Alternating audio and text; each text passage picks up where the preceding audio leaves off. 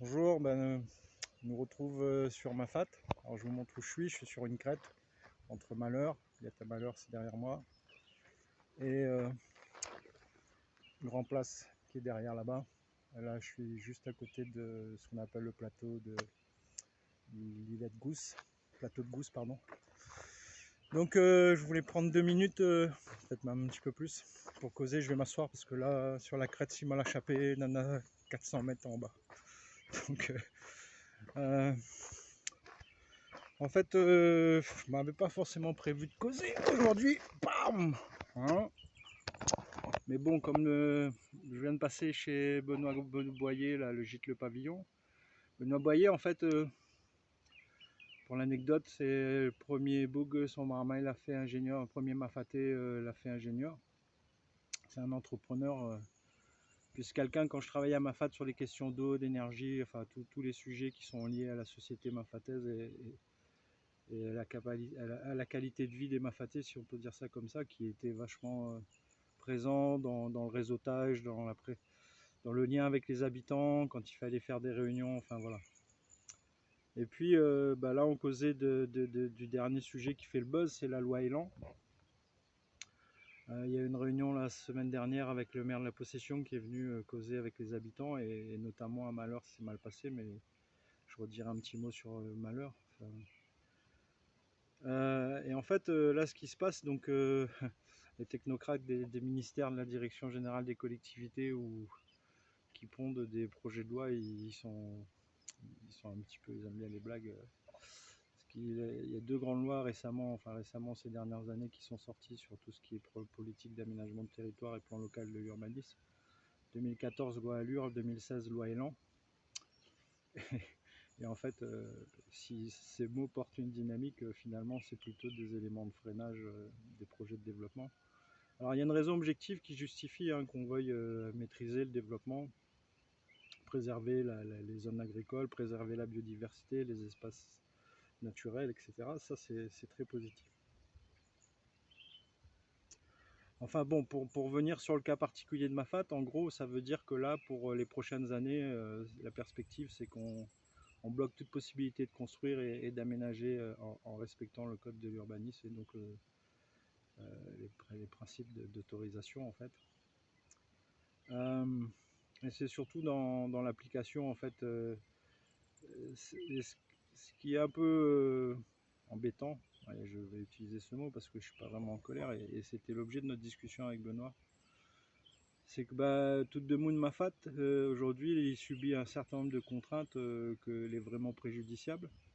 Et c'est d'autant plus préjudiciable que finalement, c'est un hasard alors, hein, Mafat, vous êtes toutes, que vous soyez de la Réunion, touristes, etc.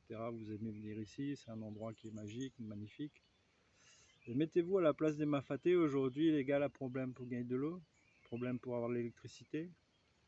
Un sujet qu'on connaît pas trop, mais les marmailles vont à l'école à Mafat jusqu'à la primaire, et après au collège il faut qu'ils aillent dans les bars. Ça veut dire que pour un Mafaté, quand le marmaille arrive au collège, il faut qu'il trouve un logement, enfin une famille d'accueil, avec parfois des difficultés parce que les gens sont pas trop là avec les enfants de Mafat, ils prennent l'argent, enfin voilà, c'est pas simple quoi, hein.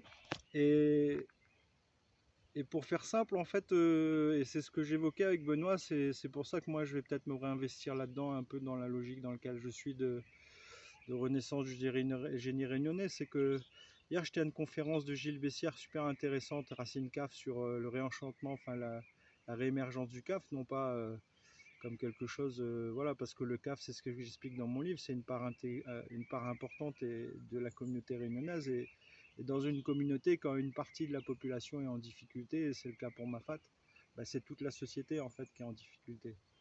Et on ne peut pas se dire réunionnais, l'émotion d'ailleurs me prend parce que moi je sais ce que ça représente pour les Mafatais.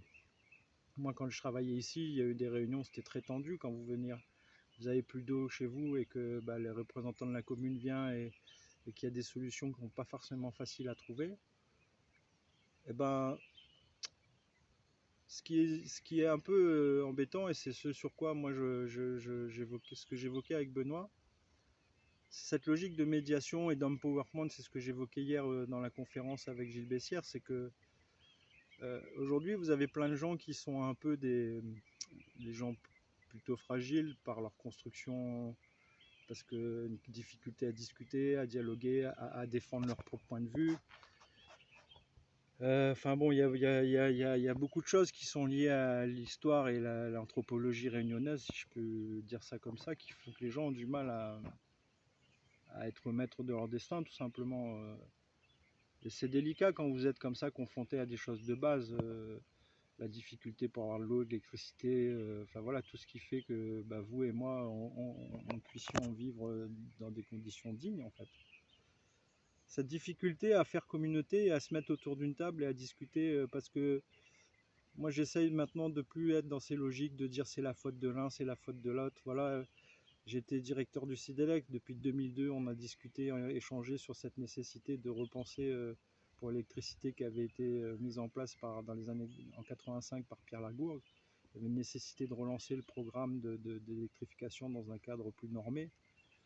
Bon, on est en 2021, voilà, le CIDELEC fait de son mieux, ils sont confrontés à des difficultés qui sont réglementaires, les positions de l'ADEAL, etc., etc. Bah, bref, il y a toujours des difficultés dans les projets, il y a toujours des difficultés, en particulier sur des territoires comme Mafate ou en particulier à La Réunion. Et tout ça, ça doit... Il y a un oiseau lavier, je ne dis pas avec nous, là. Il est là. Regardez, vous voyez? Il est juste là. Et en fait, c'est cette difficulté, et quand on parle d'empowerment, c'est la notion de donner du pouvoir au peuple. Gilles Bessières hier a expliqué que dans le syncrétisme spirituel réunionnais, le fait qu'il y ait un genre de mélange des genres entre l'hindouisme, les musulmans, etc., c'est pas venu des institutions, c'est venu du peuple. C'est venu de la volonté du peuple de faire communauté. Et souvent dans la problématique de représentation, de démocratie représentative, etc., on se rend compte de plus en plus que finalement le peuple il est absent des discussions et des débats. Et donc la réflexion qu'on avait avec Benoît et que j'ai avec le père Stéphane, qui est le père de Mafate et président de la REP, et d'autres personnes, parce que qu'est-ce qui va se passer, et je reviens sur le cas de Malheur, bah, la réunion avec Madame le maire s'est passée très très mal. Moi je suis dans une association, j'ai eu l'honneur d'être désigné par les habitants, alors qu'à l'époque c'était là où j'avais les plus grandes difficultés avec les habitants. C'était même parfois, moi j'ai fait des réunions sous protection des forces de l'ordre, hein, parce que bah, je voulais assumer mes missions et venir dire aux gens qu'il y avait des difficultés, mais parfois, enfin, si vous passez devant l'église de Malheur, il y a une fois, il y a eu quelqu'un un jour qui a été poignardé parce que bah, des fois, Mafate, voilà. Donc c'était pas simple d'être confronté à cette difficulté, mais néanmoins, bah, vous êtes sur une situation à Malheur où il y a toujours eu des problèmes d'eau. Récemment, là, dans l'association qui a été constituée, où j'ai été nommé parce qu'ils ont estimé qu'ils avaient besoin, et voilà, les gens ont tiré un réseau d'eau depuis bah, tout là-haut, là, je vous montre, hein, c'est tout là-haut. Plus de 4,5 km. Alors, va faire passer dans des conditions, je partagerai bientôt des films que j'avais fait à l'époque. Donc, c'est les habitants qui sont associés, qui ont payé plus de 30 000 € pour arriver à avoir de l'eau, alors que la force publique a été complètement absente. Et donc ensuite, sur des sujets comme la loi Elan, bah, vous faites une réunion et donc ça se passe mal parce que ça génère une forme de violence. Et quelle que soit la situation, la violence n'est jamais une bonne conseillère. Mais malheureusement, lorsqu'on n'est pas dans des logiques de recherche d'un consensus, qu'on est dans une espèce d'application, et c'est la difficulté aujourd'hui. Moi, je suis cadre territorial, il y a 40, 50, 60 codes. Tous les jours, on peut passer notre temps à chercher dans les codes des occasions ou des raisons de ne pas faire les choses. Et ben, c'est pas ça la démocratie, c'est pas ça la République. Et alors, à défaut, au risque de déplaire à certains amis du parc, le parc national de la Réunion a été construit sur la base d'un modèle rénové de parc, avec une réforme de la réglementation des parcs en 2006, en intégrant justement le fait qu'il y avait un cœur habité et Mafaté. Moi, j'ai travaillé sur le projet de charte du parc, avec notamment toutes ces dimensions de l'énergie, de l'eau, etc., qui sont des éléments aujourd'hui qui font défaut dans la prise en compte du schéma de ce qu'on appelle l'aire de référence urbaine, l'aire urbaine de référence, parce que justement, considèrent qu'on a le droit d'évoluer, de développer l'urbanisation lorsqu'il y a de l'eau, de l'électricité, etc. Et donc les Mafatés sont victimes, souffrent d'une double peine, c'est-à-dire qu'on leur reproche pour leur permettre de développer leur territoire et construire un projet pour leurs enfants, etc. Évidemment, il faut encadrer, il ne faut pas faire n'importe quoi à Mafate. Mais quand même, vous avez des Mafatés qui ont des enfants, qui ont envie peut-être que ces enfants-là restent là. Il y a des projets, il y a des choses à faire, il y a des gîtes, il y a plein de choses qu'on peut faire. Là, j'étais avec Benoît, il s'est lancé, on en parlait depuis longtemps, il s'est lancé dans l'apiculture. Moi, je suis convaincu que sur plein de choses à Mafate, on peut avoir un label Mafaté. Le miel de Mafate, il est exceptionnel, le biotope de Mafate est exceptionnel. Enfin bref,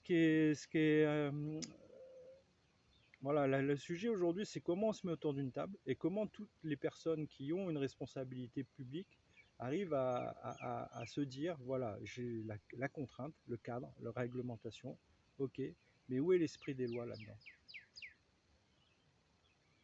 Le droit écrit, il n'est censé que mettre en place les principes du droit divin, du droit humain, du droit naturel, si je puis dire. Et j'ai senti dans le propos de Benoît, comment vous dire ça, du désabusement, une forme de, c'est pas quelqu'un, c'est quelqu'un de très sage, un grand bonhomme. Voilà, donc je sais pas si c'est utile de dire tout ça, de faire tout ça. En plus là, je suis défoncé de fatigue, mais c'est cool parce que c'est ce que je voulais. Mais on peut pas.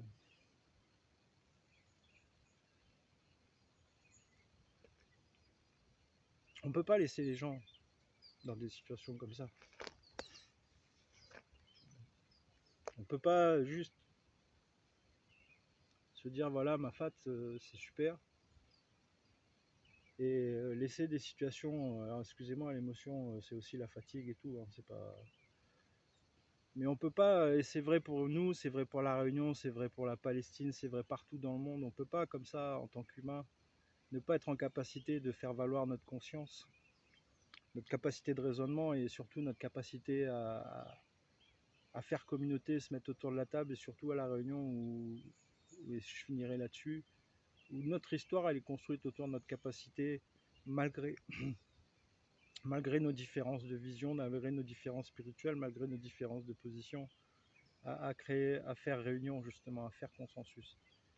Alors voilà, donc moi je vais m'investir là-dedans, ça fait partie du schéma dans lequel je suis aussi de renaissance du génie réunionnais, parce que c'est pas que des mots, c'est pas que des verbes, c'est cette capacité, quelles que soient les difficultés qui est posée par la nature, par l'environnement, sur la question d'énergie, d'eau, de déplacement et tout, que ce soit à l'ensemble de l'île ou à Mafate, trouver des réponses et s'engager en fait sur la dimension qui est la plus importante, qui est sur le plan humain, permettre à tout un chacun de trouver sa place et de vivre dignement.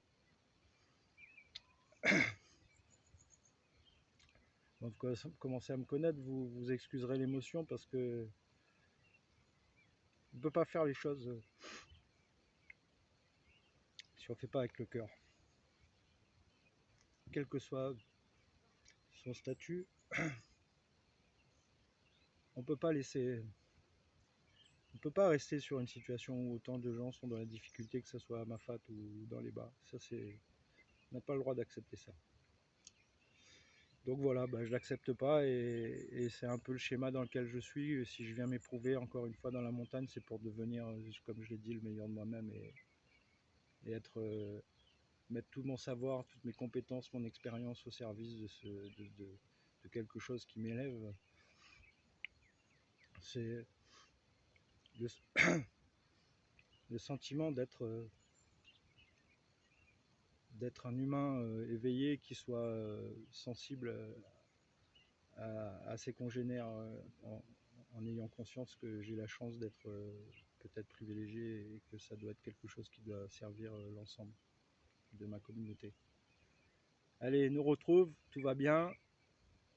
Puis ça a défoulé à cette heure, il faut mi-temps, mi-monte, mi-temps, mi-monte. Bonne journée à vous, salut.